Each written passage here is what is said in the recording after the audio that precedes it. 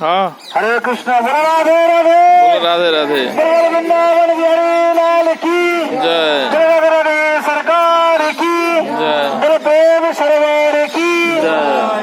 বর্তমানে আমরা ভগবানের যে লীলাস্থলীতে পৌঁছলাম তা হলো প্রেম সরোবর। দেখুন সরোবর, এই হলো প্রেম সরোবর। বলছেন কি ললিতা প্রেম সংভূতে তোমাস্য সহসে নমঃ প্রেম পদয় তয় কঠিল্য প্রদনাশক। হে ললিতা দেবীর প্রেমে উৎপন্ন প্রেম সরোবর, হে প্রেম প্রদানকারী তীর্থরাজ, আপনাকে নমস্কার। আপনি কুটিলতা নাশ করিয়া থাকেন। প্রাচীনকালে এই স্থানে বহু কদম্বের বৃক্ষ ছিল।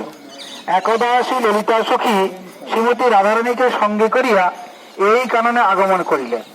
এইদিকে শ্রীকৃষ্ণ মধুমঙ্গলের সহিত তথায় আগমন করিলেন। উভয়কে এক সুবর্ণ সিংহাসনে বসাইলেন। উভয়ে বার্তালাপের মাধ্যমে দর্শন আনন্দে নিমগ্ন আছেন। এমন সময় এক ভ্রমর আসিয়া রাধিকার কর্ণমূলে বসিবার চেষ্টা করিলে শ্রীমতী রাধারানী ভ্রমরকে দর্শন করিয়া ভীতা হইয়াছিলেন। সেই জন্য শ্রীকৃষ্ণের ইঙ্গিতে মধুমঙ্গল ভ্রমরকে দূর করিয়া দিয়া বলিলেন, হে মধুসূদন, এখন এখানে আর নাই। এই কথা রাধিকা শ্রবণ করিবা মাত্র চিত্ত দুঃখ সাগরে নিমজ্জিত হইল। তখন শ্রীকৃষ্ণের করে অবস্থান করিয়াও শ্রীকৃষ্ণকে দেখিতে পাইতেছে না।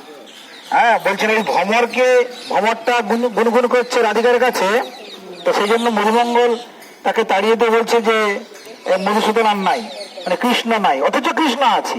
সেই কৃষ্ণের কাছে রাধারানী বসে আছে করে, কিন্তু তার মনে হলো কৃষ্ণ বোধহয় নাই। সেই জন্য দুঃখ সাগরে নিয়োজিত হইল। তখন শ্রীকৃষ্ণের করে অবস্থান করিয়াও শ্রীকৃষ্ণকে আর দেখিতে পাইতেছেন না।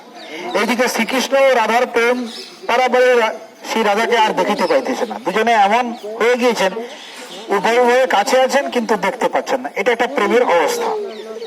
তো তখন শ্রীকৃষ্ণ রাধা বলিয়া আর শ্রী রাধা শ্রীকৃষ্ণ বলিয়া কাঁদিতে থাকেন।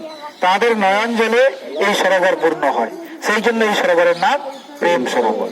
উভয়ের প্রেম ভালোবাসা, তাদের একসঙ্গে কাছে আসা, কাছে থেকেও তাদের একে অপরকে দেখতে না পাওয়া, এটা একটা প্রেমের খুব উচ্চ অবস্থা। সেই অবস্থাতে কাছে থেকেও বুঝতে পারছে না এমন অনুভব।